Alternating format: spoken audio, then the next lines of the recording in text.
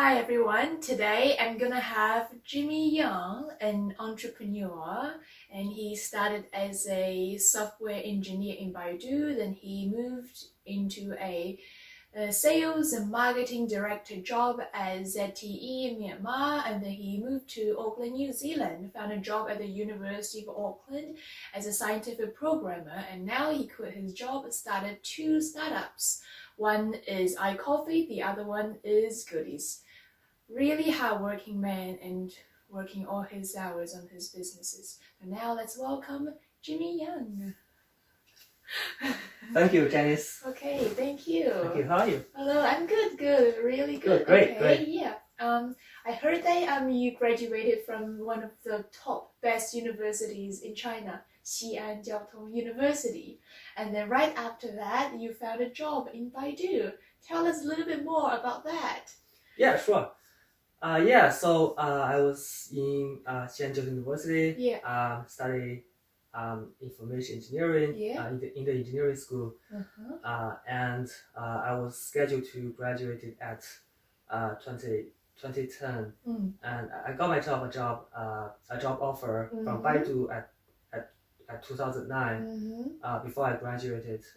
I was lucky to get a job. I wasn't spending a lot of time looking for a job. Wow. It was the first job. It was the first company that I have interviewed, and it was also the first job offer I got. So you applied, you got the interview, first job, and then you just got it. Yeah, it was kind of like that, but it was pure luck. I would have to say. Because I have witnessed a lot of my friends and classmates, the process they have to go through. It was supposed to be a lengthy process. I was just lucky, and in all of my experience after that, I didn't have that luck to land myself a good job at the first shot. So I was lucky to get a job. Yeah, but I guess it's also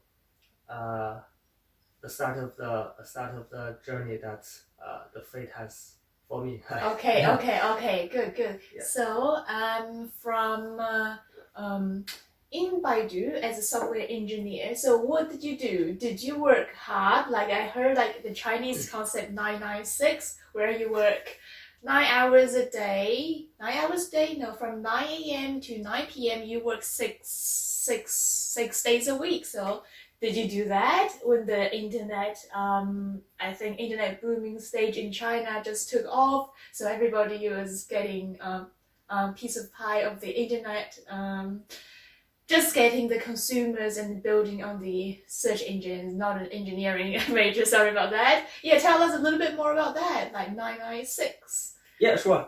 At the time, 996, it's actually it's an understatement. Understatement. Yeah, it was an understatement for the culture. So 996 became a buzzword. Like people were really aware of 996 culture, I guess from 2016 or so. But around the time I joined Baidu, we were already working our ass off. 996 was an understatement. Okay. We actually were not allowed to leave at 9 p.m. What? It was. Sorry. It was usually. It's usually 10 p.m. or 11 p.m.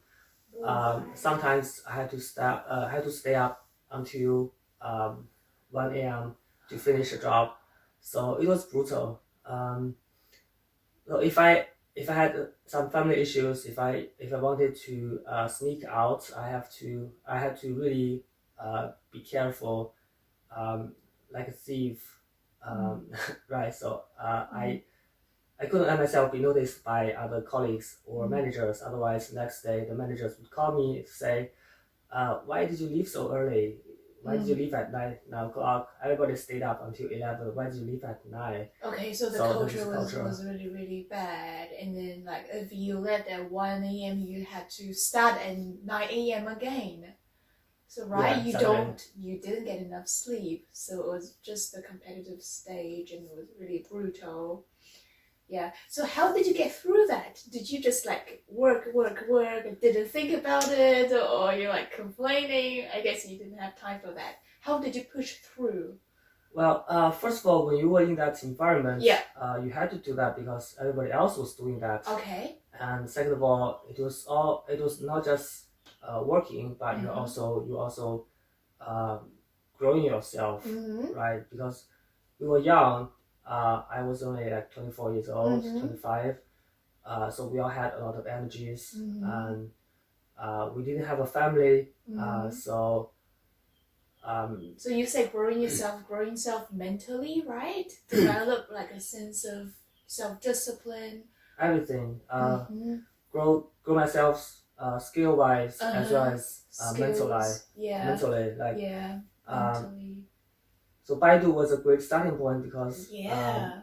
there Really were famous company there were a in lot China. of the talented people working there Mm-hmm. around me. Like Mm-hmm. a lot of people they are from the top universities of China, some even from Stanford or Wow. yeah we had Great people to work around. yeah exactly. It's like an Right. entrepreneurial environment Entrepreneurial that environment. I had to work really hard, Mm-hmm. long hours, but at the same time I also learned a lot. Uh-huh. And especially it's not just I would say Mm. I learned more about entrepreneur spirit Yeah. than software skills. Okay. I have to so everybody was required to achieve the best they can. We will not settle for the second best. Okay. That's the mentality working there. So you have to so when you are writing a code, you have to make sure the code is top quality. Okay. Like the performance, Mm-hmm. the elegance, the readability, everything has to be the top. Okay. So would you say that really set you up for yourself right now, like running two businesses? Yeah, And then- yeah, definitely. Mm-hmm. I think I learned a lot. Like right now, my own products, iCoffee and goodies. I built those products personally, and I built the product with such good care that I feel really proud of the product. Mm-hmm. So at Baidu, you have to make sure that the code you write it's something that you can be proud of. Okay. That's the mentality you have to have. So the mentality really set you up. Yeah. Okay, so tell us a little bit more about why did you move from such a big, great search engine company, Baidu, to ZTE as a marketing director in Myanmar? Tell us a little bit more about that, please. Yeah, sure. So, working with such talented people. Yeah. Baidu. One of the exactly. One of the indirect result was that you have this entrepreneurial spirit yourself, because everybody else was so ambitious. Yeah. And you become ambitious. Working with them. Okay. So I was ambitious. Yeah, you kind of have to be ambitious to survive. So I wanted to start my own startup. Yeah. I wanted to create my own product. At the age of 24, 25? Yes. Okay. Yes. Well, you were in Baidu, right? You had this entrepreneurial spirit, like I wanted to do something for myself. Yeah. Okay. That's correct. Uh-huh. But I didn't know what to do. Okay. Right? I was just lost. Fresh from college. Yeah. Right. I didn't know anything about how it works in the real world, and I wasn't good with people. And people. My judgment was that that was my biggest fatal spot. Okay. In my your weak set. point. Yeah. Okay. I wasn't really good with people, so I wanted to grow myself. Okay. I wanted to be good with people. I wanted to have more insights into how the world works. Okay. So you wanted to grow your people skills. So at Baidu, that couldn't bring you that skill because, like software engineer, you just write codes, mostly working for the computer, right? Yes. But definitely. as a marketing director, like you have to negotiate contracts, talk to different people, writing emails, phone calls, and it really gives you the solid people skills. And then you know what people want, so you can give them what they need and what to say at the right time, right? Exactly. Okay. That's summarized very well. Thank you. Yeah, I wanted to grow that skill. Mm-hmm. So I contact one of my college friends. Mm-hmm. She was working at ZTE, and I asked her. EZT, sorry? Yeah, she was working at ZTE at the time, and I asked her to give me a reference when I applied for a job. And so I went there. I got the job. I moved to Myanmar Yangon. It was an overseas sales job. So Okay. I wasn't starting as a marketing director. I was starting as a low-level account manager. Oh, wow. So it's Did tell me that. Low-level account manager. Yeah, Okay, so you worked your way up. Exactly. So how did you do that? Tell us a bit more. Well, yeah. Working really hard as a start. Yeah. Also, like, obviously. Yeah. At the time, there were a lot of opportunities in Myanmar. They were just opening up. Yeah, Myanmar was just opening up. What year was it? Sorry. 2012, 2013. Yeah. So they were building like the 2G, 3G, 4G towers. So that's right. It was opening up the market. Everybody wanted to get it, including Huawei wanted to build towers.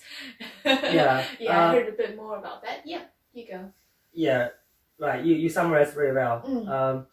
So the country was under military dictatorship for several decades, and they finally agreed with the international community. They would have democracy. They would have elections, and then the market would open up, and foreign company, foreign investment would move in, and our company was one of them, and we were helping the country to build 2G, 3G, 4G towers networks. At the time, we already had 4G in China, but they don't have enough 2G coverage in Myanmar. So we try to work with the local telecom providers, such as the MPT, which is the official government body for the telecom minister. So tell us more about you. How did you work up from an account manager level to a sales marketing director there? Yeah, when you first my job in Myanmar, what did you do? Yeah, my job was very complex, but starting with clients, it's always about clients. So I had to so I had to go to the meetings with the clients and help with the technical proposal or commercial proposal. Okay, as an account manager. Yes. Wow. So I had to do everything. It's a bit of everything. It's not just accounting work. Yeah, because the thing is that when you are dealing with the accounts, everything surrounding the accounts is your responsibility. True. Yeah. And that account is not individual; it's an entire company or a government entity. Okay. So it is complex for sure. And starting from the CEO to the low-level engineers and accountants and finance guy, I had to know every one of them. Okay. I had to be close to them. I visit their homes. Wow. I had to remember their wife's birthday, their kids' birthday. I had to prepare all kinds of gifts. So it was a complex job. But would you say was it real was real relationship building, getting really personal, getting to know the finance guys, the CEO, the software engineers, getting to know their homes, their children's names, wife birthdays, everything. Yeah. So they say that to be a good account manager, you have to be in love with all of their clients. You have to spend more time with their clients than with their girlfriends or boyfriends. Okay. So that on the surface, the job was to participate in the bidding process.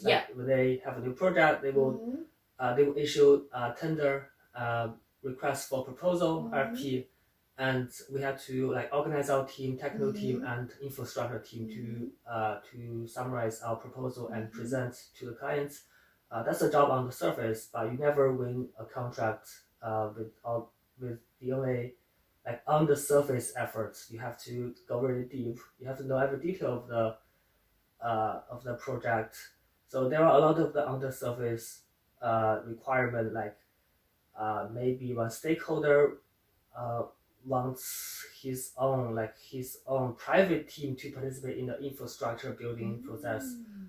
Maybe someone's having trouble with their children went to college and you have to handle that. Wow, interesting. Yeah, sometimes you have to help the CEO to have the dentist in China. Like we don't have good hospital system, so you can help them with that.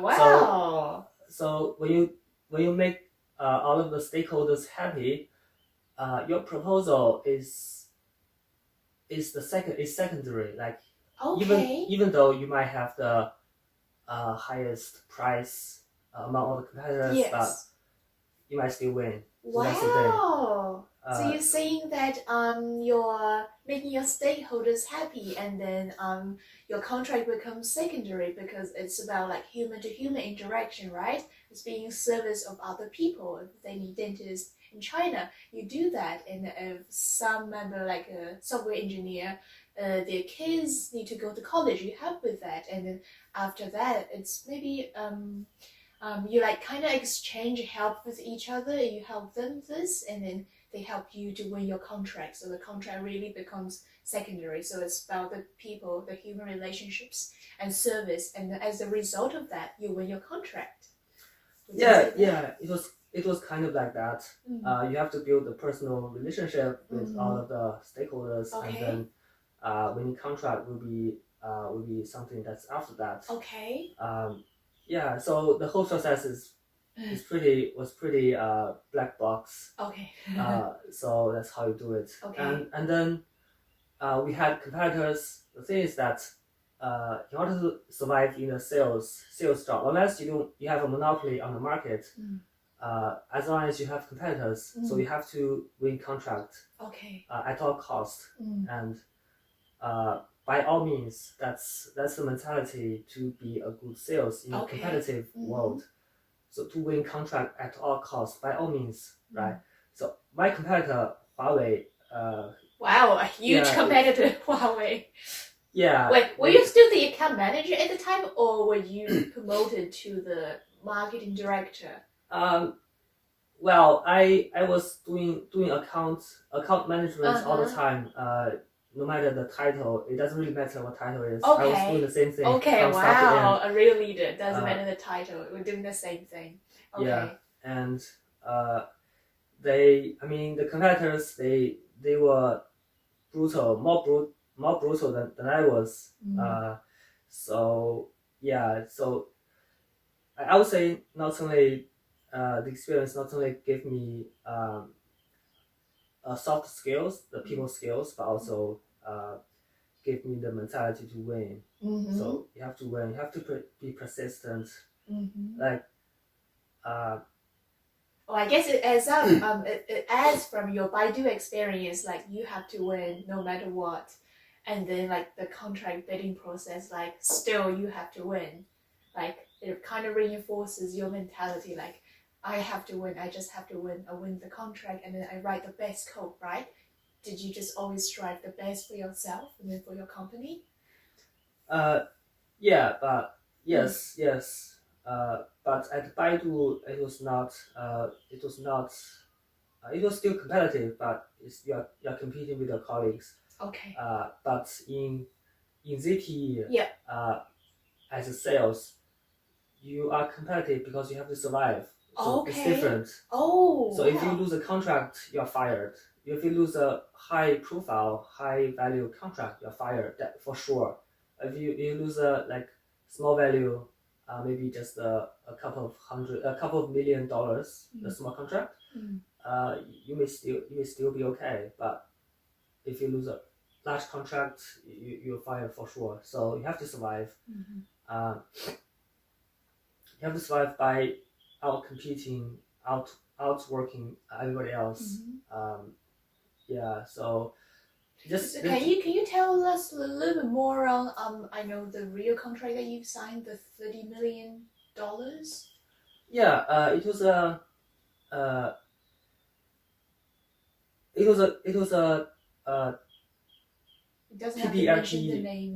Yeah. PDIT by one of the local Yeah. private telecom providers. Yeah, you can just tell us how you did it, like the relationships you built. Yeah, it was a long the teams process. you worked with, and the patience, the persistence you had.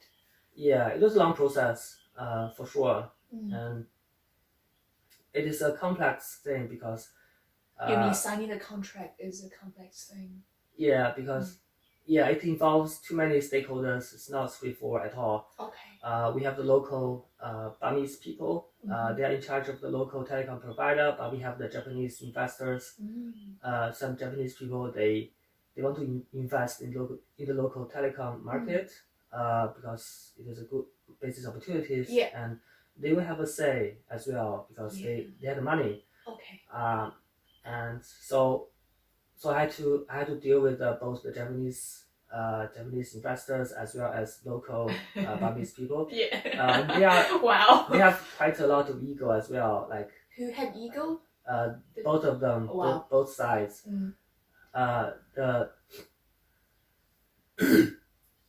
So you have to. The whole relationship is very delicate. It's very delicate. Like you have to respect both of them, but sometimes they despise each other. So you have to be aware of that. So one of the things that's really important is that you have to be aware of the market, the competitors, the clients, their subtle emotions. Like the Japanese side, they want to take control. They want to control the bidding process. They want to choose the vendor. They want to decide who wins the contract because they think they know better. They have experience in Japan and other overseas market. Yeah. But local Myanmar company, they want to have control as well. They will think they have been there for such a long time and they know the market, they know the people. They know the terrain, they know where to build tower, and they know how much they can charge for their investment. So it was very complex situation. So I had to work through all of the complexities and please all of them and to win contract. So how did you do that? I'm really curious. Well, like being the middleman, I negotiate between this complex situation. Like if you were say one big thing, what would it be? Like the one thing that helped you? Was it like listening or just constantly going to their places or communicating? Yeah, when you are, when you are in that situation, you would have to figure out yourself, like about yourself. I mean, I went to their offices all the time. Like each side would have their own technical expertise. Yeah. And they have their own financial calculations. Yeah. So yeah, I have to like present. I mean, it's a complex thing. So we have to prepare different kinds of solutions for different kinds of people and make them happy. And in the end, it was a singular proposal to win the contract, but it was the summary of a 1 year effort. Wow! Yeah. So the whole process took 1 year. Yes. So the end result is the contract, but actually took him and his team 1 year to win the contract. Yes. The proposal. Wow! So that's like practicing, or doing things, and at the end, the result is winning the contract. So people just say, "Hey, you won the contract," but they don't see the whole long process. Wow. Yeah. So most of the achievements in life is a long process, I would say. So you don't get instant things or instant gratification. Have to work at it, right? Yeah. I mean, for example, I got my first job quite easily, but it was just the start. Even if you have a good job at the start, it doesn't mean that you can have good achievement in your life. You have to prepare yourself, grow constantly, and stay aware of your own weakness and strength and the market and Okay. What's important, what's not important. And, Yep. It's a long process for sure. Yep. Everything, I would say, all of the achievements in life, it's a long process. It doesn't mean that. For example, an athlete may win Olympic gold medal, and that moment is not a 10-minute effort. It is a long journey starting from the athlete started to train from the youth. Like maybe the athlete started training at 4 years old, 5 years old, and the athlete win the gold medal at 25 years old. That's a 20-year effort. Wow. So you Exactly. have to be persistent Yeah. to achieve that. Yeah, it takes a long time. Yeah. Okay. So from Myanmar, marketing director. So how did you move from marketing director to a scientific programmer here in Auckland, New Zealand? I heard you got your working holiday visa for some reason or by chance for some personal reasons. And then tell us about like applying a job here in Auckland. Like how many CVs did you send out, and how many responses did you get or rejections? How did you deal with it, and how did you finally become a scientific programmer here at the University of Auckland? Thank you. Sure. So I got a working holiday visa. At around 2014, and I visited New Zealand at 2015. It was only a 10-day holiday, and I was amazed by the country, and I really liked this place. By the time I still had this nice job at Myanmar, I wasn't sure if I were to quit or not. But later something happened that I had to reconsider. Like I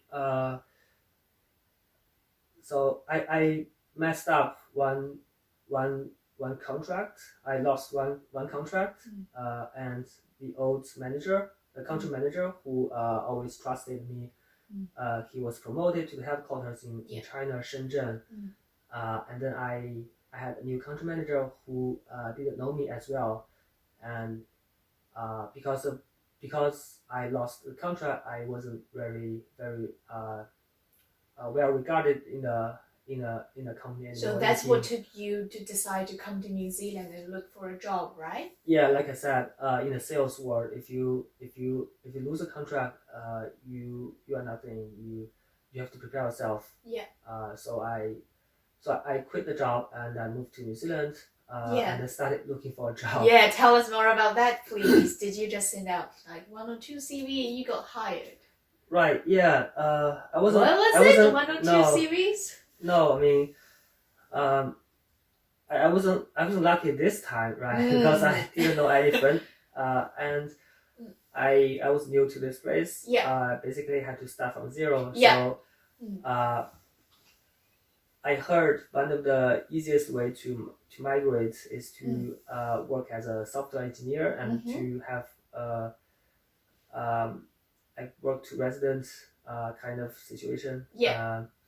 Because software engineer is needed as it was shortlisted as skilled labor category. Skilled labor. Yeah, the New Zealand government website, immigration website. Yes, that's right. So, okay, so I figured, okay, I had been a good software engineer before. Yeah. Maybe I can pick it up again. And actually, it took a lot of effort. So, I arrived in New Zealand at February and I started prepare myself. I wrote my CV and I started sending out the CV.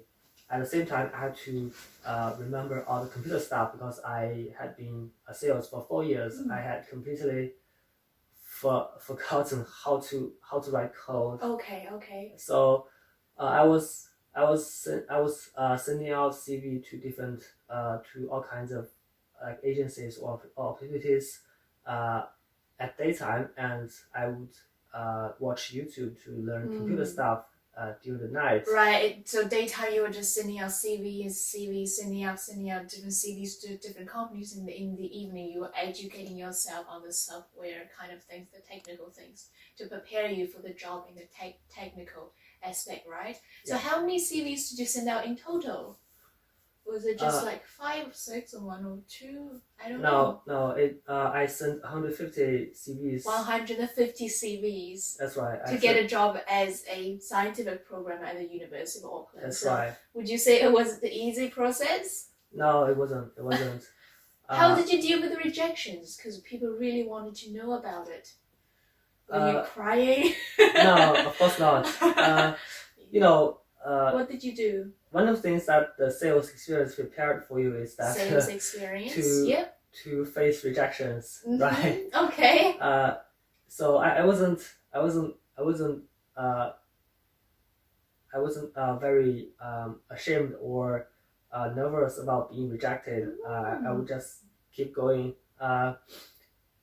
refine my CV over and over again, and rewrite cover letter over and over again, and just sending out CVs and having phone calls and then having interviews.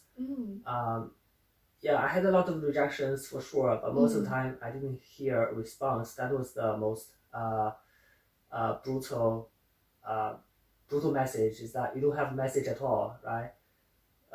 So rejection is better than not hearing. Definitely.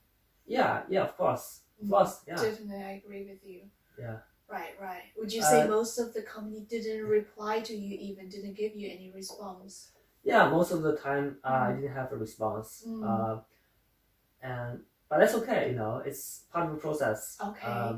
So yeah, the important thing is that I had to learn computer science almost from scratch, from how binary works to how to write C++ program. Okay. And it's also like necessary because when I learned computer science and engineering in China, it was in a Chinese context. Like the language is Chinese. I didn't know how to express myself with English on such subjects. Yeah. So I had to prepare myself. I had to learn how to like speak properly on the technical subjects. And yeah, Did you learn those through YouTube? Yeah, mostly from YouTube. Also reading some articles. Yeah. Mostly from YouTube. Yeah, and I think it was around May that year. May 2016. Yeah, May 2016. Yeah. So after 3 months of job hunting, I got the job. I got the opportunity as a scientific programmer at University of Auckland. Wow, great! Wait, so 3 months. In 3 months, you sent out 150 CVs. Yeah. Wow. Yeah. It's all about the effort, right? If you don't take the effort, then you wouldn't reap the result. Yes, that's right. Okay, tell us more about scientific programmer job. Like, how did you get it? So. Yeah. This job itself is quite an easy process. It doesn't have the written interview or something like that. So I applied for a job. I received a note to go there for interview and met a professor and his assistants. Like he had several faculty members assisting him, and we had a talk and we had some technical problem solving. I can see that this professor was looking really into someone who is smart and creative, can solve problems. So did you solve some technical problem for him on the spot? Yes. Wow, real application. Yeah, and it's also like so we had several questions. Some of them are like puzzles. Right, some of them are real engineering problems. Yes. And some of them are went very deep. It's not just application. So, yeah, I think I handled them quite well.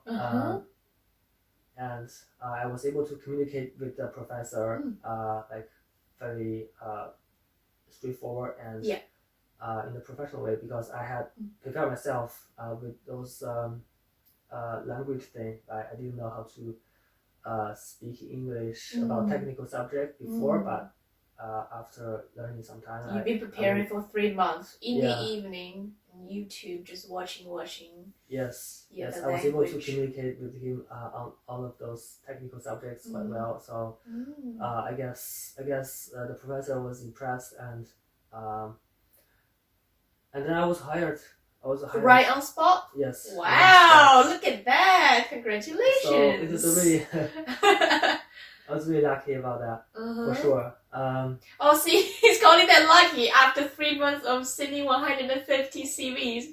He's an optimist. Yeah, I mean, Exactly. Be content. eventually pushing, right? you might get a job, but each opportunity is still like you have the luck factor in it. I would agree. Yes, Yeah. like the right people, right timing, you're doing the right thing, and then you grab the opportunity, you got a job or you sign a contract.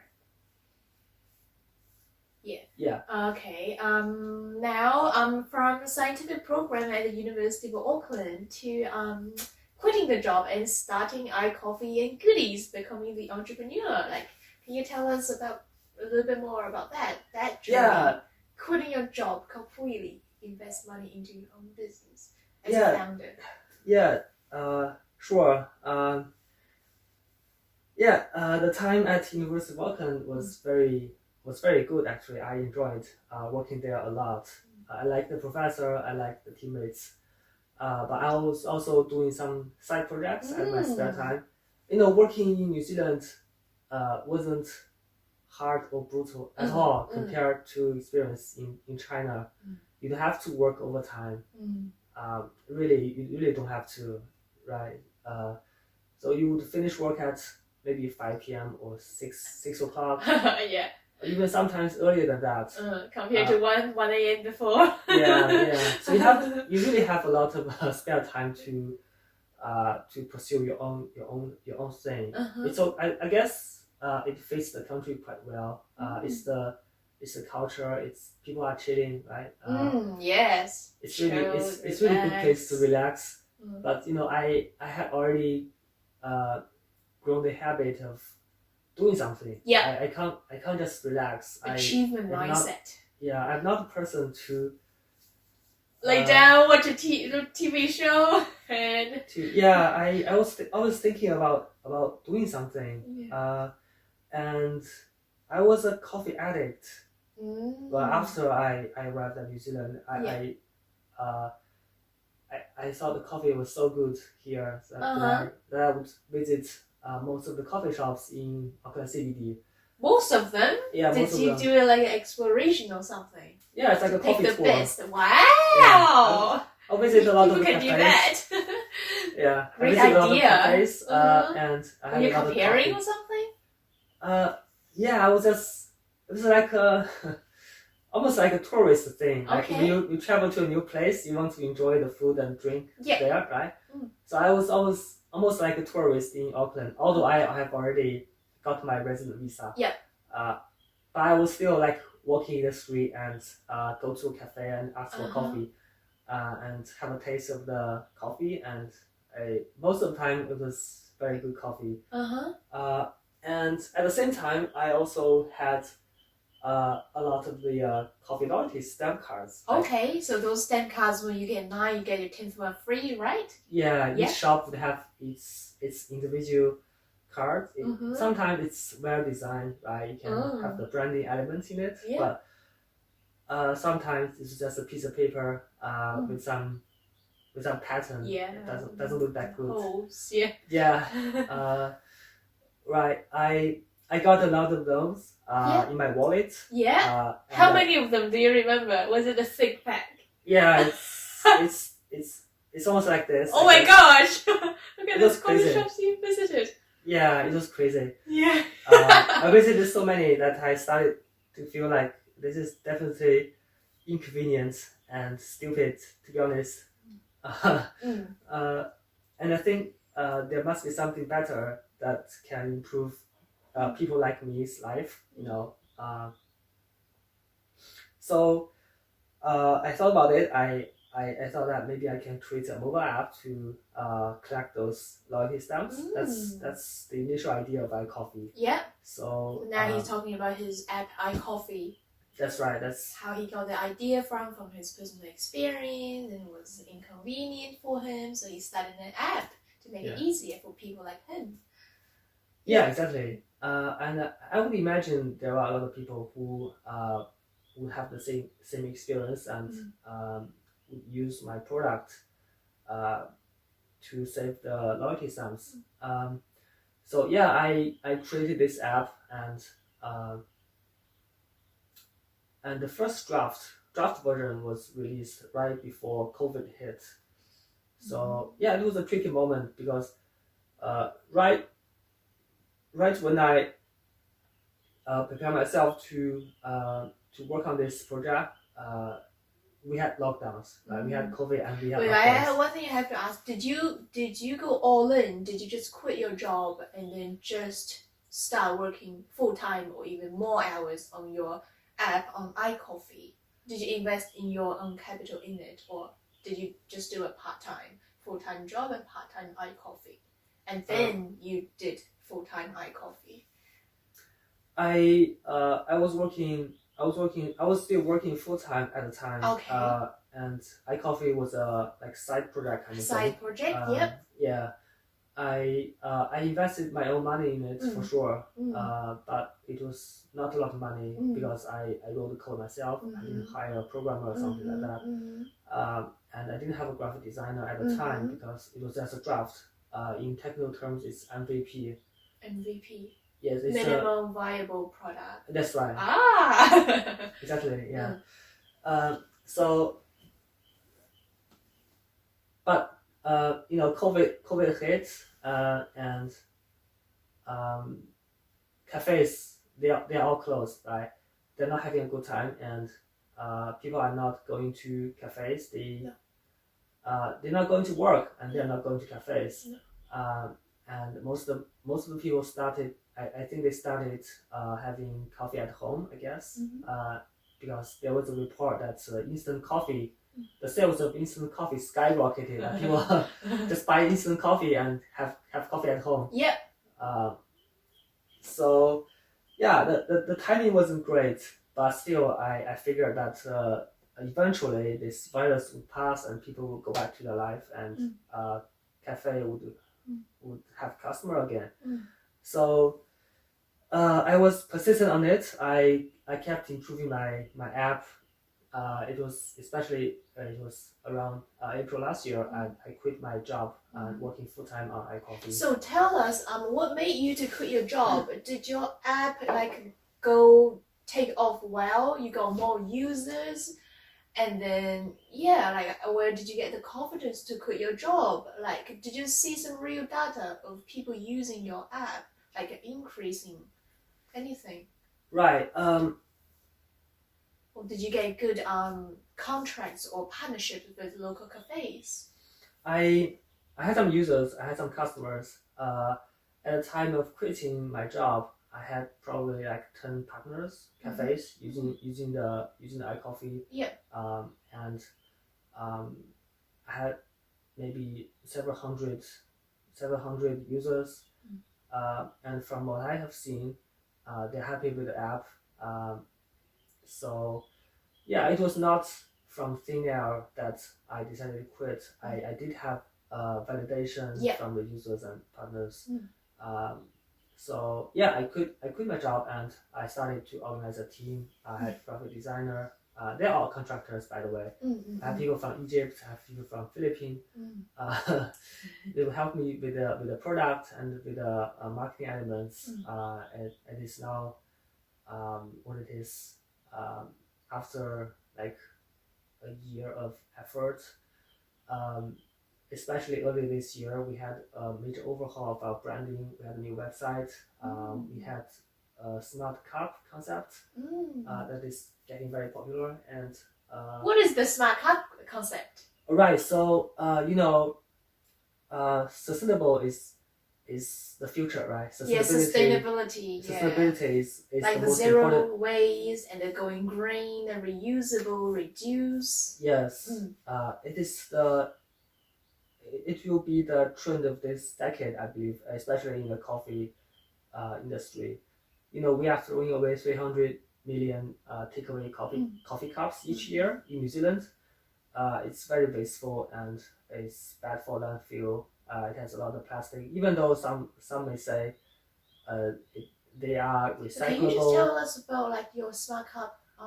What is it? Yeah, was yeah, it a sure. cup or like was it paper? Was it glass? Did you make it? Or did you manufacture it? No. Did you brand it? Just like those, just briefly, please. Yeah, of course. So, because there are a lot of waste in the coffee market, and I started to think about a way to encourage people to bring their own cup. Yeah. Right. The traditional way to do it is to have a cheap cup, let people buy it, and some cafes they offer discounts if the customer bring their own cup.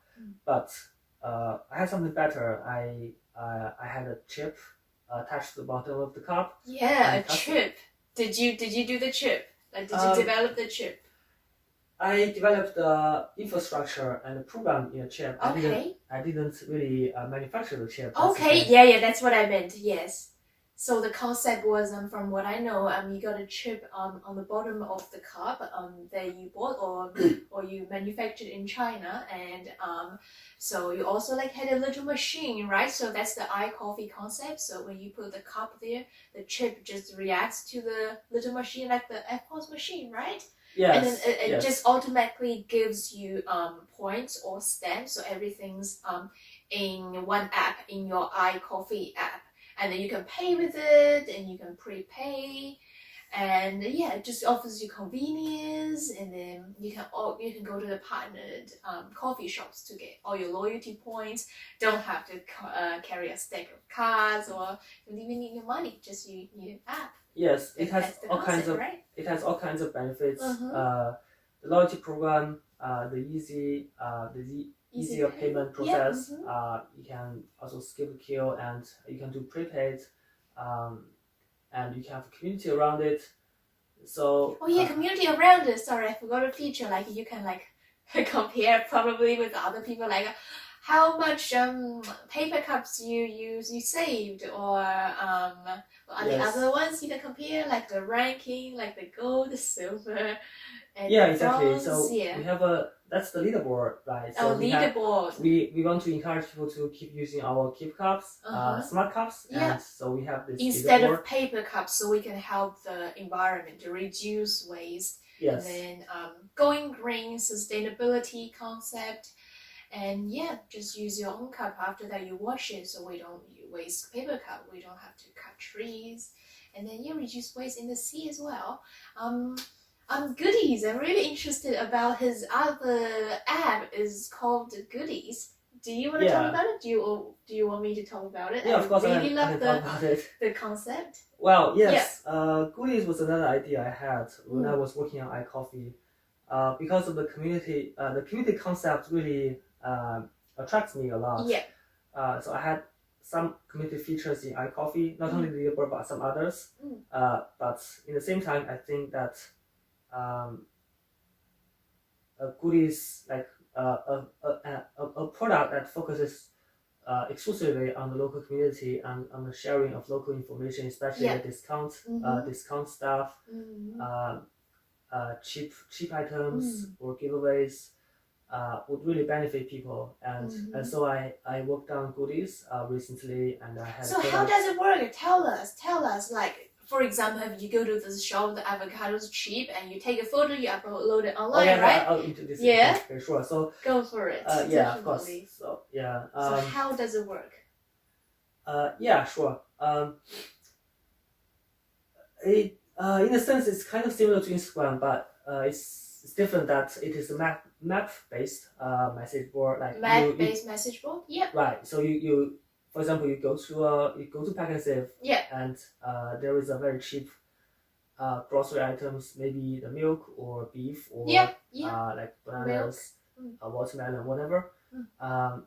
They have a huge discount on it, so just on that item, right? That one item. Anything. I mean, one item, because you can only share one stuff at a time, right? Stuff at a time. That's a key feature, I reckon. Right. So it's quick. You open the app, you snap a photo Yeah. and you post it. You link it to the place that is Pack and Save. Yeah. And you paste it. You post it, and Yeah. anyone who is interested in grocery or is interested in Pack and Save would receive notification and would receive this discount information. So I would imagine it's very helpful to people, especially when the inflation is so high at New the Zealand. moment. Yeah. It is high. So whenever a merchant had some discounts, especially on the grocery items, you can always share it on goodies. It will show up on the map, so other people will know exactly where to go, and they can claim this discounted items, and they can say thank you on goodies, and you'll feel like rewarded because you are helping other people. And that's the core concept of the app, to share useful information, and the information will show up on the map, and people can find it very easily. You earlier you said it would be really helpful to people. I agree completely with him. Like from my understanding, I really like this app because like you can get discounted stuff, you can get cheap stuff, and you can just share it one item at a time. For example, Pack and Save has cheap milk and beef. You can post it online.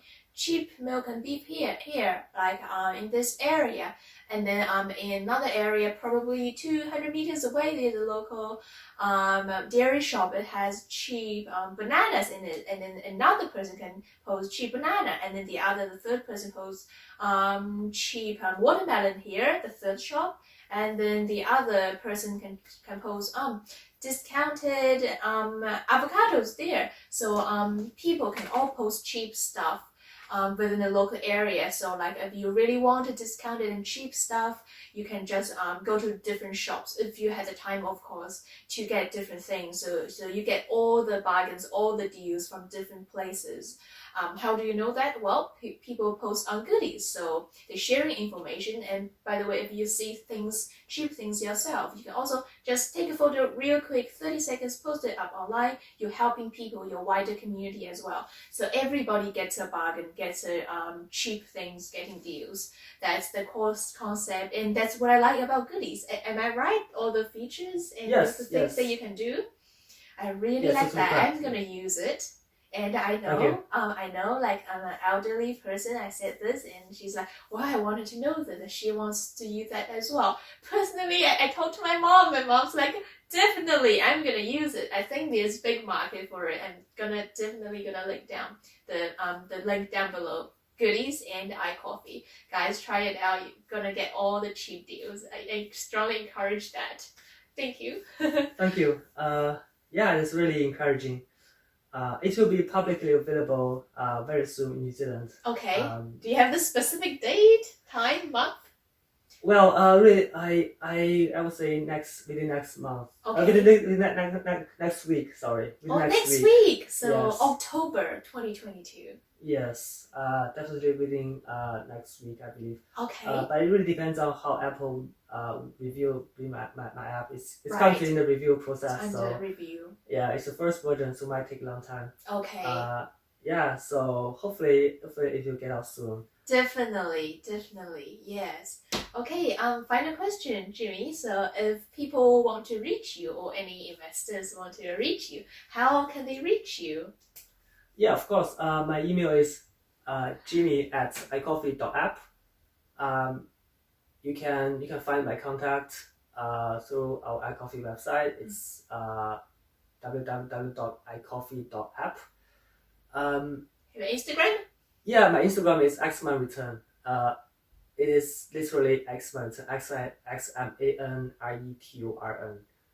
That's how you can reach me. Yeah, don't worry. I'll put all those 3 different contacts information ways down below.